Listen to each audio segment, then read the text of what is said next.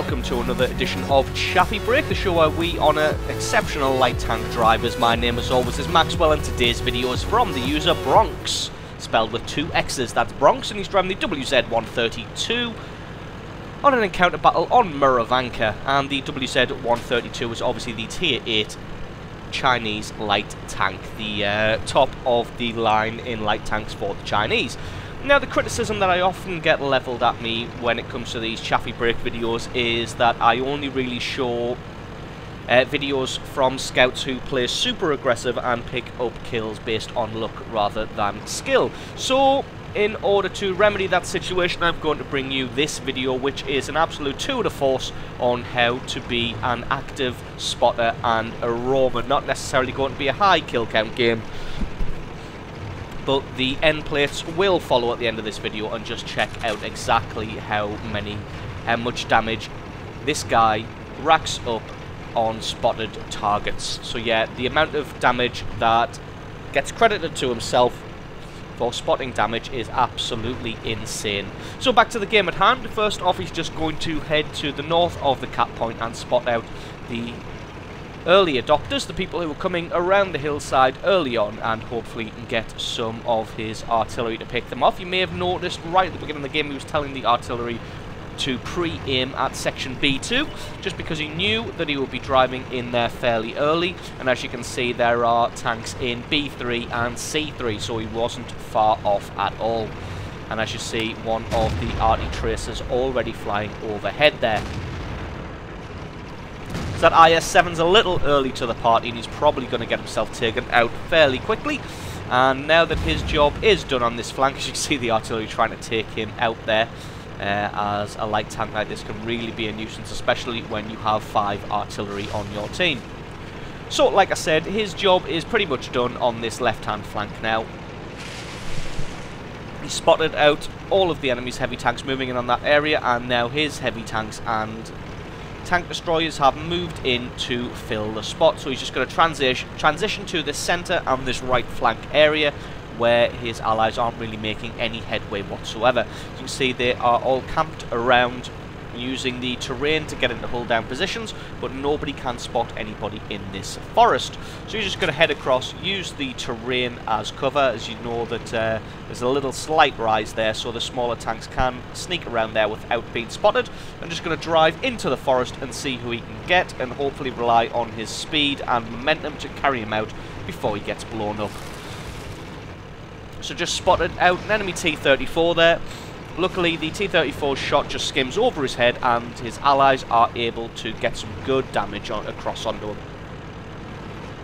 So he fades back into the fog of war, and he is moving, so he had to head back into the forest in an attempt to try and get him spotted again. Trying to use the buildings as cover, unfortunately does get hit in the side there, but the T-34 isn't going to be long for this world, as his allies do have a bead on him now and are probably going to take him out fairly quickly. There you go, T-34 being eliminated from the match. So just going to head back into this forest now, again using the buildings and the corpse of the T-34 as cover to try and get as far in as possible and get some spotting done. Unfortunately, nobody really presenting himself. The risk when you're in a heavily forested area like this is you only really get a spot on someone at a decent distance once they have opened fire on you. And obviously if they are opening fire on you when you're in a light tank, the chances are they may actually kill you. So it's a very risky proposition trying to do active scouting in a forest like this. You need to keep a cool head, have your wits about you, and have a brass pair of bollocks, to be honest. So just going to head back into the forest and do another loop around. Going to push in slightly further this time. Spots out the object 704. He's going to weave and try and get his way out of there. Luckily, it looks like the object 704 wasn't shooting at him, so he's going to be able to get away without getting eliminated, which is fairly good. Also spots out an AMX 5100. And again, there isn't much cover in this forest, and there aren't really many places to retreat to. So once you do get spotted out and the allies have a good amount of tanks in the area, you can usually take out a target fairly quickly. So just going to try and get some more eyes on this 5100. Unfortunately, he's staying well still and well hidden, not wanting to move prematurely or fire off that cannon to reveal himself. So he's just going to push further into the forest. If you remember, there was an Object 704 somewhere around here. But again, not able to find him. To be honest, he's probably fallen back, which would have been the smart thing to do, just to cover off that base and get deeper into the forest, meaning it's going to be harder to be spotted in the future.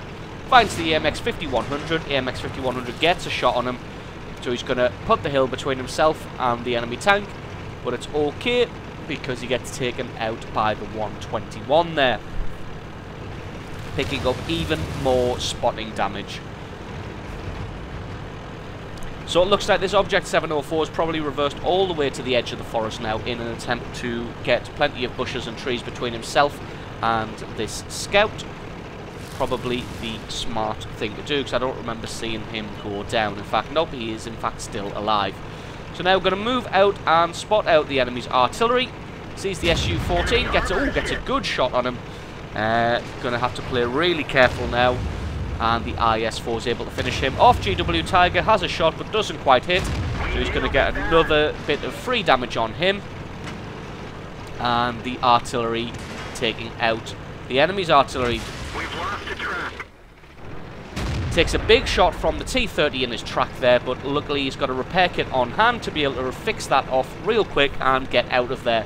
Going to have to move out of the way as that T-30 almost certainly has a bead on him and will be able to eliminate him quickly if he's not careful. And there he is across the way there, so just going to keep moving in this direction. Try and put a building between yourself and the T-30 so that he can't hit you, and that is exactly where the Object 704 is hiding also. As their tanks close in, the Object 704 getting focused down by the artillery now, and there you go, gets eliminated by the 121.